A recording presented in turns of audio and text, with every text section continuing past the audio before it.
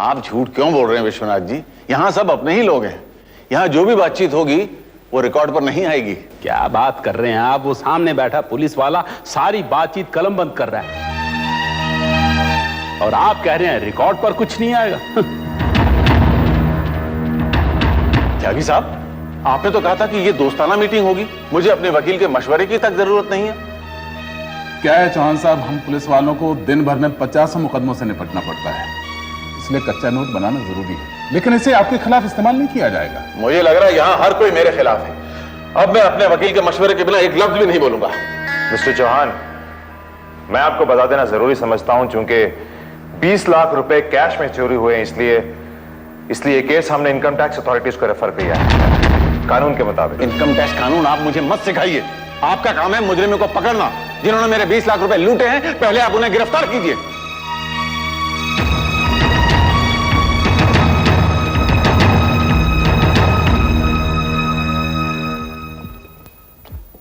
चौहान साहब, एक मिनट रुकिए।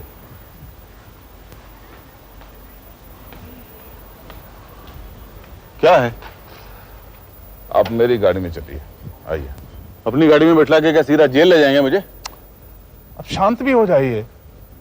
मामले की नजाकत को आप समझते नहीं, फौरन गुस्सा हो जाते हैं। आइए मेरी गाड़ी में बैठिए, दो बातें हो जाएंगी। आइए आइए आइए। बैठिए।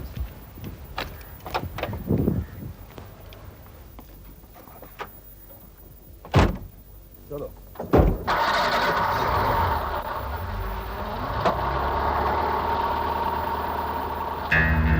विश्वनाथ जी ने तो साफ झुठला ही दिया। इस पैसे से उनका कोई वास्ता नहीं। आज तक सुनते आ रहे थे कि politics is a dirty game. आज मालूम पड़ गया कि ये कहावत कितनी सच्ची है। जिस पॉलिटिक्स में कदम रख रहे हैं आप, किसी को गंदा कह रहे हैं। तो चुनाव लड़ना है या नहीं, इस बारे में भी फिर से सोचना पड़ेगा मुझे। अरे जरा सी बातों पर अगर आप इस तरह से जज्बाती होने लगेंगे तो फिर तो मेरे ख्याल से आपको सियासत से दूर ही रहना चाहिए। विश्वनाथ जी ने जो किया अच्छा ही किया। आखिर वो कैसे कबूल करते कि 2 नंबर का रुपया वो पार्टी फंड के लिए ले रहे थे? आप उन्हीं की तरफदारी कर रहे हैं और वहां भी आप यही कर रहे थे। देखो चौहान साहब, किसने क्या किया, किसने क्या कहा, इन सब बातों को रहने दीजिए।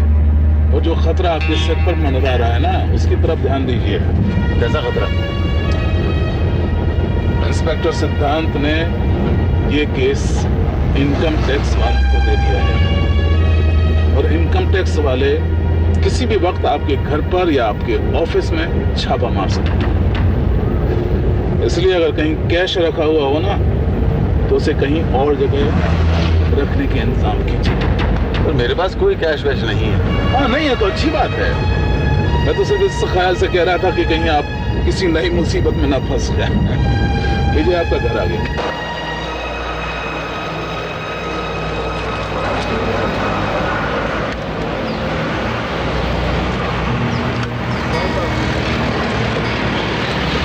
मैं आपसे एक बात कहना चाह रहा था। आप फिक्र मत कीजिए, मैं हूं। मुझे पता है। Thank you. ओके।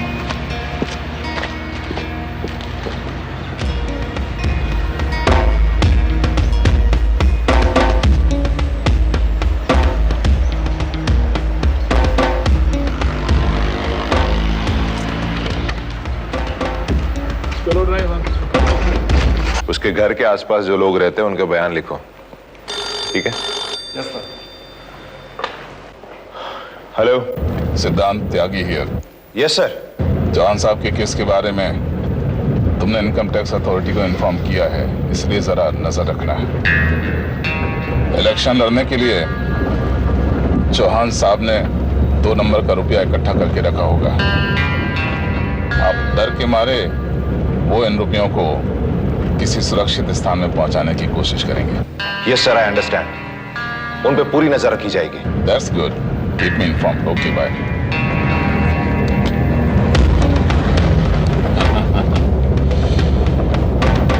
चौहान साहब,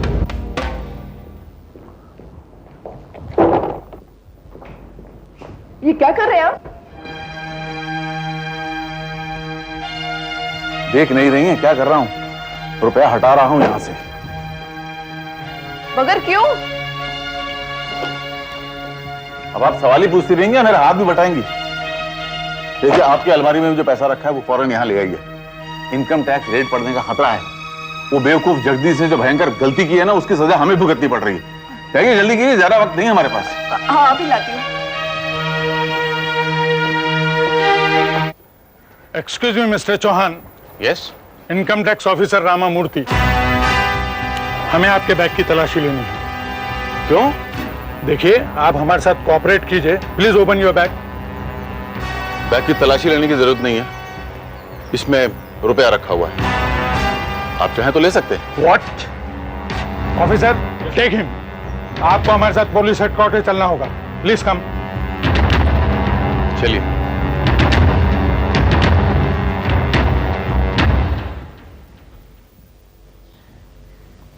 अरे, सुकन्या भाभी आई है। अब बुलाइए। अरे, ये आप रो क्यों नहीं है? पुलिस उन्हें गिरफ्तार करके ले गई। वो इस वक्त पुलिस की हिरासत में है। आप किसके बारे में बात कर रही है? पापा के बारे में। अरे भाभी, आइए, रोइए मत। आइए, तशरीफ बैठिए। अब बताइए क्या बात है? ऑफिस के कुछ पैसे चोरी हो गए तो उन्हें पुलिस स्टेशन जाना पड़ा। वहां से लौटे तो बहुत परेशान थे। कहने लगे इनकम टैक्स की रेड पड़ने का खतरा है। तिजोरी से सारे रुपए निकाल लिए और बोले कि कहीं और रखाता हूं। उन्होंने घर से बाहर कदम रखा ही था कि पुलिस ने घेर लिया। हाँ, ये तो बहुत बुरा हुआ भाभी। पैसे की तो कोई बात नहीं, लेकिन अगर इंसान की इज्जत पर आंच आए तो बहुत बुरा होता है, और स्पेशली ऐसे वक्त में जबकि वो इलेक्शन लड़ने वाले थे। मैं नहीं चाहती कि वो चुनाव लड़े। मैं उनसे कह दूंगी, मना कर दे। क्या पता उन्हें फंसाने के लिए किसी ने जानबूझकर ये शरारत की हो। हमें किसी मुसीबत में नहीं पड़ना।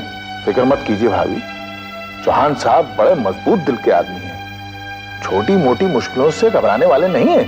सैगल अंकल, जो मुश्किल आप पड़ी है उसके बारे में पहले सोचना पड़ेगा। अब उसका भी हल ढूंढते हैं।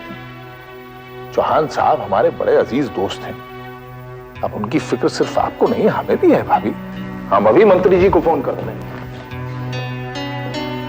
भाभी जी, आप कॉफी लेंगे? नहीं, इच्छा नहीं है। ले लीजिए, अच्छा लगेगा आपको। हम अभी बनवाते हैं।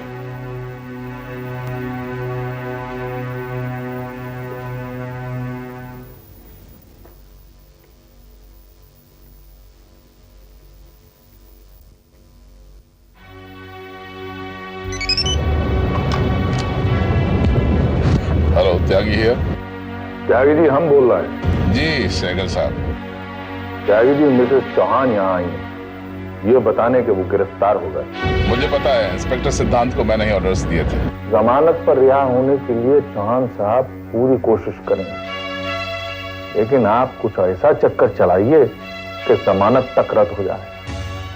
कुछ उन्हें पता तो चले कि इलेक्शन लड़ने के लिए कैसे पापड़ बेलने पड़ते हैं। पापड़ नहीं, आप तो उनसे जेल की चक्की पिसवाने पर तुले हुए हैं। चक्की पिसवाने की तो नौबत नहीं आई है अभी त्यागी जी। हाँ, कभी आ भी सकती है। जी अच्छा जी, ओके। अच्छा, फिर मुलाकात होगी।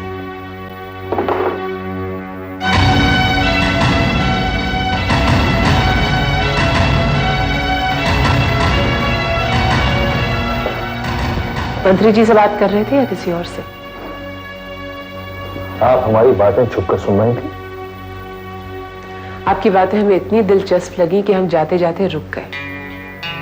एक तरफ तो आप भाभी जी से कहते हैं कि वो परेशान ना हो, और दूसरी ओर आप त्यागी साहब से कह रहे हैं कि वो उनकी जमानत रद्द कर दें। कैसे दोगले इंसान हैं आप।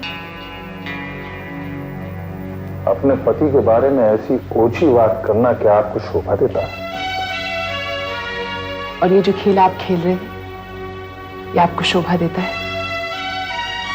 आप आप तो कहते हैं चौहान साहब आपके बहुत अजीज दोस्त हैं, फिर उनके साथ ये दुश्मनी क्यों? राजेश्वरी, न तो हम किसी के दुश्मन हैं न दोस्त। चुनाव की बिसात बिछी हुई है और हमें अपनी चाल बहुत ही होशियारी से चलनी है, वरना हमें हार का मुंह देखना पड़ेगा और ये हमें कभी मंजूर नहीं होगा। इलेक्शन में खड़े होकर चौहान साहब जैसा नौसिखिया हमसे जीत जाए, ये हम कभी बर्दाश्त नहीं कर सकते।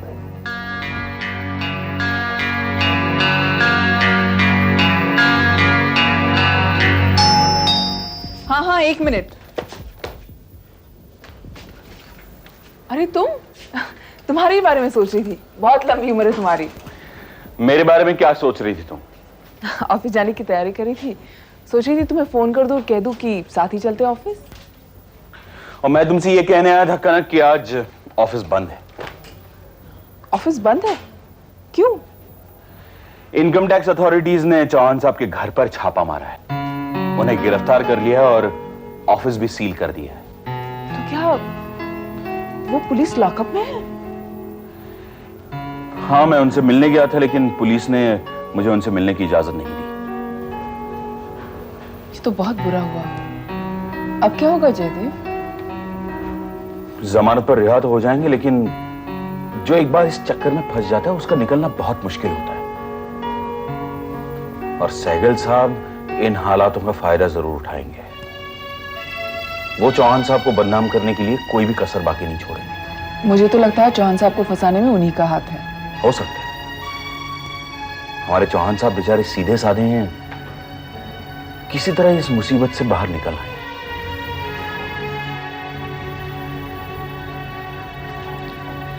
चाय कॉफी कुछ लोगे? नहीं, इच्छा नहीं है। बहुत परेशान हो गए हो ना ये खबर सुन के? हाँ, और भी बहुत सारी परेशानियां हैं। जयदेव, मैं चलता हूं, मैं तुम्हें फोन करूंगा।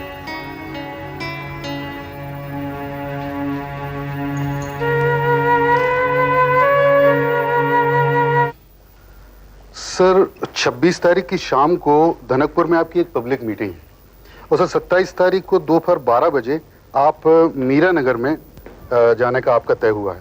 और सर 28 तारीख पूरे महीने की अपॉइंटमेंट अभी बताएंगे क्या? हमको मालूम है हमको इलेक्शन मीटिंग में कहां कहां जाना है, बस एक दिन पहले रिमाइंड कर दीजिए। Yes sir. आइए, आपसे एक और बहुत जरूरी काम है। हाँ सर, बताइए। चौहान साहब है ना अपने जी, उन्होंने इनकम टैक्स की चोरी की है, उन्हें पुलिस पकड़ के ले गई। ये खबर जनता तक पहुंच जानी चाहिए। लेकिन सर ये खबर तो अखबारों में छप चुकी है। अरे बार बार बीच में क्यों टोकते हैं? हिंदुस्तान में कितना आदमी अखबार पढ़ता है? 10%। हमारे पार्टी वर्कर्स को कहिए कि इस खबर को जितना उछाल सकते हैं उछालें। हर पब्लिक मीटिंग में इसका जिक्र होना चाहिए, बल्कि पोस्टर छपवाइए और जनता से ये सवाल कीजिए कि क्या वो ऐसे भ्रष्ट उम्मीदवार को अपना कीमती वोट देंगे? Yes sir. Yes sir? Yes sir का क्या मतलब? अपना वोट देंगे वो? नो सर, मेरा मतलब है पोस्टर छपवा दिए जाएंगे। रज्जू भाई। जी भाई जी। और ये काम हम तुम्हारे जिम्मे कर रहे हैं। हो जाएगा भाई जी, आपने कह दिया, समझिए हो गया। लेकिन बहुत होशियारी से, किसी को पता नहीं लगना चाहिए कि ये पोस्टर हमने छपवाए हैं। भाई जी, दायां हाथ का खबर बायां हाथ को नहीं होगा, आप निश्चिंत रहिए ना।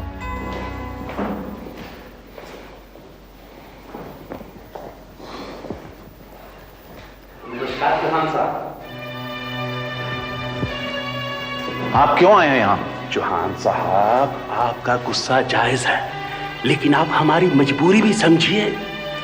पुलिस ऑफिसर के सामने हम कैसे कह देते कि वो 20 लाख रुपया इलेक्शन के लिए खर्च करने वाले थे? जानते हैं इलेक्शन कमीशन ने कितने कड़े कानून बनाए हैं। अरे हम और आप दोनों लपेटे में आ जाते। मैं जानता हूं आप कभी किसी लपेटे में नहीं आएंगे, फंस तो मैं गया हूं। पता नहीं वो कौन सी मनहूस घड़ी थी जो मैं इलेक्शन लड़ने के लिए राजी हो गया था। मुझे इस झमेले में पड़ना ही नहीं चाहिए था। अरे जो आदमी कभी पुलिस स्टेशन की सीढ़ी तक नहीं गया हो, वो आज पुलिस स्टेशन में बंद है। आप परेशान मत होइए चौहान साहब, हम जल्दी आपको यहां से रिहा करवा देंगे। आप तकलीफ मत कीजिए, मेरे वकील मेरी जमानत का बंदोबस्त कर लेंगे। आपसे कोई संबंध नहीं रखना मुझे। एक तो ये बेइज्जती, ऊपर से लाखों का नुकसान करवा दिया आपने मुझे। अब तो मुझे इलेक्शन भी नहीं लड़ना है। ऐसी गलती मत कीजिए। चुनाव नहीं लड़ेंगे तो जो आपका नुकसान हुआ है उसकी भरपाई कैसे कर पाएंगे आप? क्या मतलब? मतलब ये कि आप चुनाव लड़ेंगे और जीतेंगे, तभी तो जो आपने खोया है उसका 10 गुना हासिल कर सकेंगे आप। देखिए, हम जैसा कहते हैं आप बिल्कुल वैसा कीजिए। हम आपको वचन देते हैं कि हम आपका बहुत फायदा करवाएंगे। ठीक है, अब हम चलते हैं, बाद में मिलेंगे।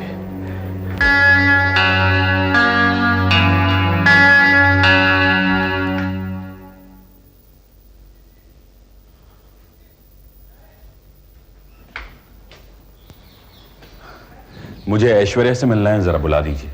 उनको मालूम है कि आप यहाँ आने वाले हैं? नहीं। फोन करके आइएगा। जी, मेरा नाम जयदेव है, मैं उनका दोस्त हूं। हमको मालूम है। मालूम है तो आप बुलाते क्यों नहीं है? तुम यहाँ क्यों आए हो?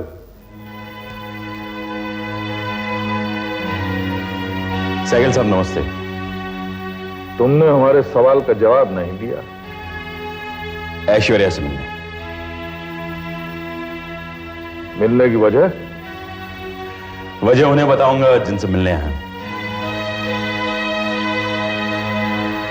जय बाबू, तुम शायद भूल गए जो हमने तुमसे कहा था। भाई, हम नहीं चाहते कि तुम हमारी बेटी से मिलो। तुम्हारी जगह कोई और होता तो हम रज्जू से कहकर उसे बाहर का रास्ता दिखवाते,